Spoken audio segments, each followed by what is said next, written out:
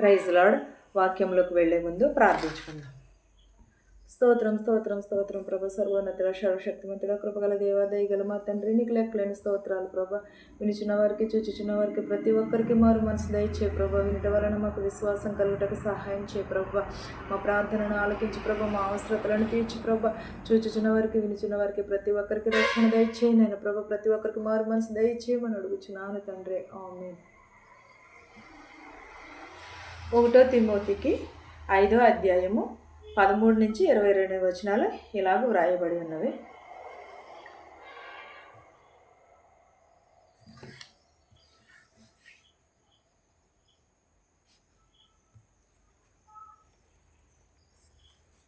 మరియు వారి ఇంటింటా తిరుగులాడుచు బద్దకు రగుచు మాత్రమే గాక ఆడరాన్ని మాటలాడుచు వదరబోతులను పరుల జోలికి పోవువారు అగుటకును నేర్చుకుందరు. ఖాళీగా ఉండి ఏం చేస్తారండి ఈ రోజుల్లో? పనికి వెళ్తారు, జాబులు చేసుకునే వాళ్ళు. జాబులు చేసి లేని వాళ్ళు ఏం చేస్తారంటే ఖాళీగా ఉండి ఏం చేస్తారు, వాళ్ళ మీద చాడీలు చెప్పటం, అలాగా తిరుగుచు, ఇంటింటికి తిరుగుచు వాళ్ళని ఏదో ఒక మాట అనటం, అక్కడి నుంచి కజ్జాలు పెట్టుకురావడం, ఇవే నేర్చుకున్నారు తప్ప. కానీ ఖాళీగా ఉంటున్నాం కదా, మనం ఒకరి జోలికి పోకూడదు, బైబిల్ చదువుకోవాలని జ్ఞానము ఎవరికి కూడా లేదు ఈ రోజుల్లోని. తిరుగులాడుచు వీళ్ళ మీద అబద్ధపు మాటలు, పొగరబోతు మాటలు మాట్లాడుచున్నారు. కాబట్టి యవన స్త్రీలు వివాహము చేసుకుని పిల్లలను కని గృహ పరిపాలన జరిగించుచు నిందించుటకు విరోధికి అవకాశం ఇవ్వకుండా వలెనని కోరుచున్నాను. ఎలాగో యవనస్తులు యవన కాలం ముందు పుట్టిన కుమారులు బలవంతుని చేతిలోని బాణములు వంటి వారు అని అన్నాను. కానీ ఈ యవనస్తులు పెండిండ్లు చేసుకుని జరిగించవలసినవి అవకాశం వచ్చినప్పుడల్లా దేవుని స్తుతించాలి. గృహ నిర్వాహకన అనగా భార్యకని, అత్తకని, మామకని లోబడి ఉండారు. ఈ రోజుల్లో ఎవరుంటున్నారు? ఎవరు కూడా లోబడి ఉండట్లేదు. మనం కానీ రూతి ఏం చేసింది? అత్తగారి మాటకి చాలా లోబడి ఉన్నది. నయోమి మాటకి చాలా లోబడి, నీ వారే నా వారు, నీ బంధువులే నా బంధువులు. కానీ ఈ రోజుల్లో మన పుట్టింటి వారిని చూసుకుంటున్నాం, కానీ అత్తింటి వారిని చూసేవారు ఎవరు? కానీ అత్తింటి వారు ఎలా ఉన్నారు, పుట్టింటి వారు కూడా అలాంటి వారే కదా. అలాగే ఉండాలి. ఈ రోజుల్లో అత్తగారిని చూసే వారు ఎవరును కూడా లేరు. కానీ మనం ఏమి కలిగేవాళ్ళం? రూతిని చూసి చాలా నేర్చుకోవాలి. రూతి అందు మనం ఏమి నేర్చుకుంటున్నాము? రూతిని చూసి రూతి అందు మనం ఏమి కలిగి ఉంటున్నాము? ఆమె ఎంతో వినయం కలిగినది, ఎంతో విధేయత కలిగినది, అత్తగారి మాటలకి తిరగేయలేదు. అలా నా తల్లే తన తల్లి అని అనుకున్నది, తల్లిలాగా భావించి తనకి లోబడి ఉన్నది. యవనస్తులు పెండ్లిండి చేసుకుని గృహ నిర్వాహం జరిగించుచున్నారు. ఇంతకు ముందే కొందరు త్రోవ నుండి తొలగిపోయి సాతాను వెంబడించిన వారయ్యిరి. ఇంతకుముందే మనం ఏం చేసాము? ఇంతకుముందే మనం త్రోవ త్రప్పి సాతానికి లోబడి ఉన్నాము. మనం ఎప్పుడు? అత్తగారిని చూడుకోకుండానే, మామగారిని చూడకుండా, ఎవరిని చూడకుండా త్రోవ త్రప్పి ఉన్నాము. విశ్వాసురాలైన ఏ స్త్రీ ఇంటనైనను విధవరాలు ఉండిన ఎడల సంఘము నిజముగా అనాథలైన విధవరాండ్రకు సహాయము చేయుటకై దాని మీద భారము లేకుండా ఆమెయు వీరికి సహాయము చేయవలని. ఎవరు? మన సంఘంలో విధవరాలు ఉన్నాను సరే, విశ్వాసులు ఏం చేయాలి? వాళ్ళకి సహాయము చేయాలి. వారికి భారం కలిగినప్పుడు మనం వెళ్ళి వారిని ఆదుకోవాలి. బాగుగా పాలన చేయు పెద్దలను విశేషముగా వాక్యము అందును ఉపదేశమందును ప్రయాసపడు వారిని రెట్టింపు సన్మానమునకు పాత్రులుగాను ఎంచవలెను. ఎలాగో బాగుగా పాలన చేయాలి. పెద్దల యందు విశ్వాసం కలిగి వాక్యమునందు ఉపదేశించి వారు ప్రయాసపడి వారి రెట్టింపు సన్మానమునకు పాత్రులుగా ఎంచుకోవాలి. మనం విధవరాళ్ళు ఉన్నారు, వాళ్ళకి ఎన్నో శోధనలు, వేదన, ఎవరు తట్టుకుంటారు? ఎవరు ఆదుకునేవాళ్ళు? బాగుంటే అందరూ చుట్టాలే, బాగోకపోతే ఎవరును కూడా రారు దరికి. కానీ ఒక విధవరాల్ని మనం ఆదరించాలి, వారిని ఆదరించి వారి కుటుంబమును. కానీ చెప్పడం చాలా ఈజీ, చేయటం చాలా కష్టం అంటారు. కానీ ఒక్కసారి చేసి చూస్తేనే కదా మనకు తెలిసేది. ఒక్కసారి మనము చేసిన తర్వాత కదా దేవుడు అంటాడు, వాక్యమందు మనం నడుచుకోవాలి, ఉపదేశం అందించాలి, ప్రయాసపడి రెట్టింపు సన్మానము పాత్రలుగా ఎంచబడాలి. కానీ ఈ రోజుల్లో ఏం చేస్తారు? అందరూ కూడా బాగున్న వారి ఇంటికి వెళ్తారు, కానీ బాగోలేని వారి ఇంటికి వెళ్ళరు. ఎందుకంటే వాళ్ళు నేర్చాలి మనకు వచ్చేస్తాయి. వాళ్ళు మనల్ని ఎక్కడ తక్కువ చేసి మాట్లాడతారో అనేసి, వాళ్ళ దరిద్రము మనకెక్కడ వచ్చేస్తుందో అని ఇలాగ అంటున్నారు. కానీ దేవుడు ఏంటన్నా, ప్రయాసపడి వారి రెట్టింపు సన్మానం పాత్రులుగా ఎంచవలెనని అని అంటున్నాడు. ఇందుకు నూరెడు ఎద్దియు మూతికి చిక్కు వేయవద్దు అని లేఖనములు చెప్పుచున్నది. ఎద్దు ఏం చేస్తుంది? ఇందుకు నూరెడించిన ఎద్దును మనం లాగుతూ ఉంటాం. నాగలు కట్టేవారు. ఇప్పుడైతే నాగలు ఎవరు కూడా కట్టట్లేదు. కట్టేవారు. కడితే దానికి అటు ఇటు వెళ్ళిపోకుండా ఏం చేస్తాం? నోటికి ఇలాగ కడుతూ ఉంటాము. దానిని కట్టి మనం లాగితే ఇటు వెళ్తుంది, ఎటు చేస్తే అటే వెళుతుంది. అలాగ కట్టేవారిలా చిక్కు మొద్దులను లేఖనములలో చెప్పుచున్నది. మూతికి చిక్కెమ్మ వేయవద్దు అని లేఖనములు చెప్పుచున్నది. మనము మూతికి కళ్ళెమ్మ వేసినప్పుడు సరైన త్రోవలో నడుస్తారు. మూతికి కళ్ళెము వేయలేనప్పుడు సరైన త్రోవలో ఆ ఎద్దు నడవదు. అలాగే మూతికి కళ్ళెము వేసి దానిని లేఖనముల ప్రకారంగా చెప్పుచున్నదని అన్నాడు. మరియు పనివాడు తన జీతమునకు పాత్రుడు. 2-3 సాక్షులని అంటేనే కానీ పెద్ద మీద దోషారోపణ ఆరగింపవలెను. ఎలాగో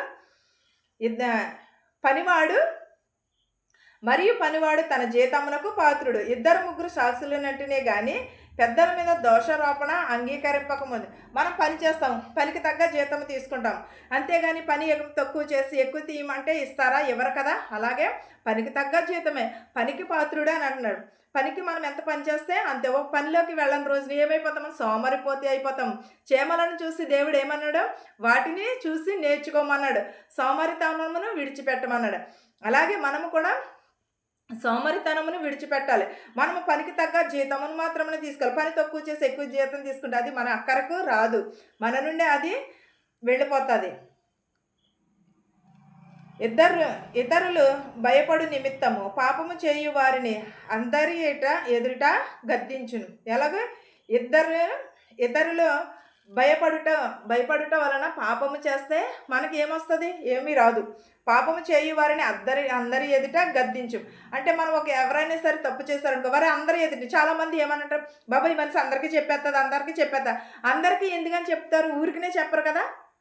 అందరికీ ఎందుకని చెప్తుందంటే ఆమె మళ్ళీ అలాంటి తప్పు చేయదేమో, అలాంటి తప్పు చేయకోకుండా ఉంటుందని ఆమెను అలాగే చెప్తూ ఉంటారు. ఒకవేళ చెప్తామనుకో, చెప్పిన వెంటనే మనం ఏం చేసి అయ్యబాబా నేను తప్పు చేశాననే కదా ఈమె ఇలా చెప్పింది, లేకపోతే చెప్పదు కదా అని అనుకోరు. ఏమంటారంటే అందరికీ చెప్పేస్తుంది. కానీ ఇంతకీ చెప్పేది వాళ్ళే, అందరికీ చెప్పేది వాళ్ళే. కానీ వాళ్ళని ఎక్కడంటారా అనేసి ఏం చేస్తారంటే ముందే ఎదుటి వాళ్ళ మీద నింద వేసేస్తారు. ఇతరులు భయపడు నిమిత్తము పాపము చేయు వారిని అందరి ఎదుట గద్దింపుము అని అన్నాడు. అందరి ఎదుట గద్దిస్తే ఏమొస్తుంది? సిగ్గేస్తుంది. మళ్ళీ నేను అలాంటి పాపము చేయకూడదేమో. మనం ఒకవేళ సపోజ్ మన పిల్లలు ఏదైనా తప్పు చేస్తారనుకో, ఏం చేస్తాం? మనం కొట్టి అది తప్పు, అది చేయకూడదు అని చెప్తూ ఉంటాం. మళ్ళీ దాని దగ్గరికి వెళ్తారా? వెళ్ళరు కదా. అలాంటి తప్పు మళ్ళీ చేయరు. ఎందుకంటే మనం చెప్పే విధానమును బట్టి ఉంటుంది. విరోధ బుద్ధితోనైనను పక్షపాతముతోనైనను ఏమీ చేయక నేను చెప్పిన ఈ సంగతులను గైకొనవలెనని దేవుని ఎదుటను క్రీస్తు ఎదుటను ఏర్పరచబడిన దేవదూతల ఎదుటను నీకు అనబడుచున్నాను. ఏంటది? విరోధ బుద్ధితోని కానీ విరోధ బుద్ధి మనం ఎవరికైనా ఒకవేళ మాట్లాడలేదనుకో, వారి ఊసు మనము తీయకూడదు. ఎప్పుడూనా సరే వాళ్ళ ఊసు కానీ వాళ్ళ ఉత్తాపన కానీ తీయకూడదు. ఒకవేళ తీసామనుకో ఏమంటారు వాళ్ళు? మనము మంచి చెప్పినా కూడా వాళ్ళు చెడ్డగానే ఉంటారు. పక్షపాతంతో కూడా వారితో మనం మాట్లాడకూడదు, ఏమీ కూడా చేయకూడదు. నేను చెప్పిన ఈ సంగతులను గైకొనవలెనని దేవుని ఎదుట క్రీస్తు ఎదుటని ఏర్పరచబడవలెనని దేవదూతల ఎదుటని నీకు చెప్పుచున్నాను. మనం శత్రువుల ఎదుట కానీ మనం ఎంత స్నేహంగా ఉన్నా సరే కొంతకాలం వరకే స్నేహం ఉంటుంది. మనం స్నేహం చేస్తున్నామంటే కొంత వరకే ఉంటుంది. ఎప్పుడైనా సరే విరోధం వచ్చేస్తుంది. ఎవరితోటి కూడా ఎక్కువ స్నేహం చేయకూడదు, ఎవరితోటిని కూడా ఎక్కువ మాట్లాడకూడదు, ఎవరితోటిని కూడా ఎక్కువగా మనం ఉండకూడదు. ఎప్పుడైతే ఎక్కువ స్నేహం చేస్తామో వాళ్ళే మనకి విరోధులు అయిపోతారు, వాళ్ళే మనకి శత్రువులు. ఎక్కడి నుంచో రారు శత్రువులు అనేది, మన నుంచే వస్తూ ఉంటారు. మనలో నుంచే, మన చుట్టుపక్కల ఉన్న వాళ్ళే మన శత్రువులు. ఏ ఊరి నుంచో వచ్చి మనల్ని ఎవరు ఏమి చేయలేరు, కానీ మన చుట్టుపక్కల ఉన్న వారే మన శత్రువులు. మనం ఎవరితో అయితే ఎక్కువ స్నేహం చేస్తామో వాళ్ళే మన శత్రువులు అవుతారు. విరోధ బుద్ధితోనే ఉండవద్దని అన్నాడు. పక్షపాతంతో ఏకము కానీ చెప్పినది సంగతులను గైకొనమని అన్నాడు. దేవుని ఎదుట క్రీస్తు ఎదుట ఏర్పరచబడిన దేవదూతల ఎదుటను ఆనబెట్టుచున్నానని అంటున్నాడు. మనం దేవుని ఎదుటనే త్వరపడి ఎవని ఎదుటనైనను నిక్షేపణమును చేయకము. పాప మూలములలో పాలివాడవై ఉండకుము. నీవు పవిత్రుడుగా ఉండునట్లు చూచుకొనుము. ఏంటది? త్వరగా రమ్ము. త్వరపడి మనము దేవుని ఎదుట మన పాప క్షమాపణలను ఒప్పుకొనవలని అన్నాడు. నువ్వు పవిత్రుడిగా చేసుకున్నావు. ఏం చేసుకోవాలి? మనము పవిత్రుడిగా చేసుకోవాలి. ఇక మీదట నీళ్ల త్రాగక నీ కడుపు జబ్బు నిమిత్తమును తరచుగా వచ్చు బలహీనతల కొసరమును ద్రాక్షారసము కొంచెముగాను పుచ్చుకునుము. కొందరి పాపములు తేటగా బయలుపడి న్యాయపు తీర్పునకును ముందుగా నడుచుచున్నవి, మరికొందరి పాపములను వారి వెంట వెళ్ళుచున్నవి. అట్టువలే మంచి కార్యములు తేటగా బయలుపరచుచున్నవి, పడనివి దాచనేరవు.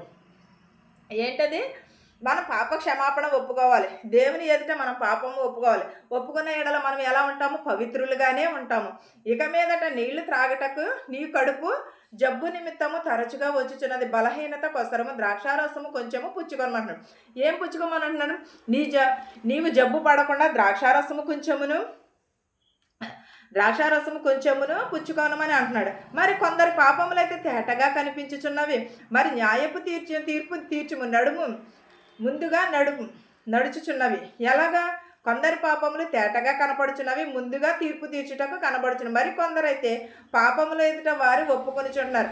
చాలామంది పాపములు దేవుని ఎదుట ఒప్పుకుంటారు, మనుషుల ఎదుట ఒప్పుకుంటారు. అటువలే మంచి కార్యములు కూడా తేటగా బయలుపడుచున్నవి అని మనం ఎప్పుడైతే మన పాపములను ఒప్పుకుంటామో, మనం ఎప్పుడైతే దేవుని ఎదుట పశ్చాత్తాపడతామో, మన పాపములన్నీ కూడా క్షమింపబడతాయి. మనం అన్నిటి నుంచి కూడా మనము తప్పించుకుని ఉంటాం. ఎందుకంటే దేవుడు మన పాపములను క్షమిస్తానన్నాడు. నిశ్చయముగా ఒప్పుకునే ఎడల దేవుడు మిమ్మల్ని శిక్షిస్తాడు. ఎప్పుడు? మనము పాపములు ఒప్పుకోకపోతే దేవుడు శిక్షిస్తాడు. ఒకవేళ ఎదుటివారిని మనము పాపము చేస్తున్నామని అంటే ఒప్పుకుంటారంటారా? ఒప్పుకోరు. కానీ మనుషుల ఎదుట ఒప్పుకోకపోవచ్చేమో, మనుషుల ఎదుట నీకు కనపడకపోవచ్చేమో, కానీ దేవుని ఎదుట కంపల్సరీ ఒప్పుకోవాలి, ఒప్పుకొని తీరాలి. మనం ఎప్పుడు కూడా దేవుని ఎదుట తగ్గించుకునే ఉండాలి. మనుషుల ఎదుట కానీ దేవుని ఎదుట తగ్గించుకునే వారు హెచ్చింపబడును అని అంటున్నారు. ఎప్పుడైతే మనం పాపములు ఒప్పుకుంటామో దేవుడు మనల్ని క్షమిస్తాడు. ఈ వాక్యమును మీకును మాకును మనందరికీ తోడయ్యుండును గాక. ఆమేన్. ప్రార్థించు. సర్వోన్నతుడా, సర్వశక్తిమంతుడా, కృపగల దేవా, దయగల మా తండ్రి, నీకు స్తోత్రాలు, నీకు వందనాలు. నేను వినిచున్న వారికి, చూచుచున్న వారికి, ప్రతి ఒక్కరికి మారు మనసు దయచే ప్రభా, విరిగి నలిగిన హృదయం దయచే ప్రభా, చూచుచున్న వారికి, వినిచున్న వారికి ప్రభా మారు మనసు దయచేయమని అడుగుచున్న ప్రభా. అనేకమైన వ్యాధులతో బాధలతో బాధపడుచున్న ప్రభా, వారి బాధలను వ్యాధులను తీసివే ప్రభా. ఇతర దిశలో ఉన్న వారికి ఎవరెవరైతే ఏ చేతి పనులైతే చేస్తున్నారు ప్రభా, వారి చేతి పనులను దీవించి ఆశీర్వదించమని అడుగుచున్నాను నాయన ప్రభా. వాక్యంలో నిలకడకలిగి జీవించే ధన్యతను దయచే ప్రభా. త్రొట్టిల్లు పోకుండా నీ పాదాలు చెంత తీర్చుకో ప్రభా. వాక్యం చేత మా నడతను శుద్ధి చేసుకునే శక్తిని దయచే ప్రభా. ప్రతి ఒక్కరు హృదయములు మార్చమని అడుగుచున్నాం ప్రభా. ప్రతి ఒక్కరు మనస్సులు మార్చమని అడుగుచున్నాను నాయన ప్రభా. మా దేశాలని, మా సంఘాలను దీవించి ప్రభువ. ప్రతి ఒక్కరి కుటుంబంలో శాంతిని, సమాధానమును దయచేయమని అడుగుచున్నాను ప్రభ. ప్రతి ఒక్క బిడ్డని పేరు పేరు చొప్పున దీవించి ఆశీర్వదించమని అడుగుచున్నాను ప్రభ. నా ప్రార్థనను నీ పాసాన్ని చేర్చుకోమని నజరేయుడైన యేసు నామములో అడిగి వేడుకొనుచున్నాను తండ్రి. ఆమేన్. పరలోకమందున్న మా తండ్రి, నీ నామం పరిశుద్ధపరచబడును గాక, నీ రాజ్యం వచ్చును గాక, నీ చిత్తము పరలోకమందు భూమింది నెరవేరినట్లును మా అనుదినాహారం నేడు మాకు దయచేయము. మరణస్థులను మేము క్షమించిన ప్రకారము మరణములను క్షమించుము. దిష్టి నుండి, శోధన నుండి తప్పించుము. రాజ్యమును, శక్తియు, మహిమయు నిరంతరము నీవై ఉన్నావు మా తండ్రి. ఆమేన్. చూచున్న వారికి, వినిచిన వారికి సదాకాలము నీ కృప తోడై ఉండును గాక. ఆమేన్. అందరికీ వందనాలండి.